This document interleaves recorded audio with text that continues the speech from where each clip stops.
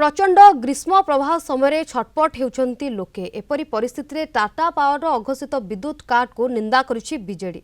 एने आज नयागढ़ टीपीसीओडीएल कार्यालय घेराव करिछि दल। बीजेडी कर्मी माने हाथ में विंचना धरी शोभायात्रा आसी टीपीसीओडीएल कार्यालय सम्मुखें प्रतिवाद करिसेंते। विधायक अरुण साहू नेतृत्व में आंदोलन करा जायछि।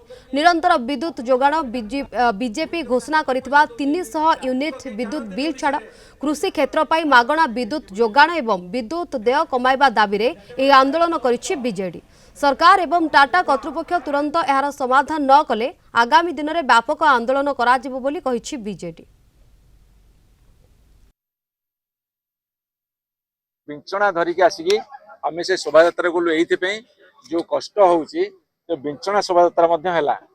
आज चेतावनी देचु जदि तमें बारंबार 24 घंटा भितर 10-12 थर घंटे घंटे कर लाइन काटुच लोक असह्य जंत्रणा छटपट होउछंदी ए धारा बजई रही आगामी दिन भयानक आंदोलन हम। बर्तमान जो लाइन कटिया कथा मैक्सिमम जो काला बैसाखी होची आफ्टरनून समय रे तो काला बैसाखी जो आधा घंटा कि 15 मिनट होची सहित लाइटनिंग होची तो लाइट ने बहुत इन्सुलेटर डैमेज होची आ ट्रांसफॉर्मर डैमेज होची ता सहित काला बैसाखी गले गछ पड़ी कि लाइन भी डैमेज होची तो ताकू इमीडिएट रिपेयर करिया पे हम लाइन काटू। राति जो कटुची बेले जो ओवरलोड समय रे लोड इनबालांस हे फ्यूज जाउजे फ्यूज गले इमीडिएट फ्यूज रिप्लेसमेंट करिया पई बोली हम ताकू लाइन टा काटी फ्यूज पकाउछा।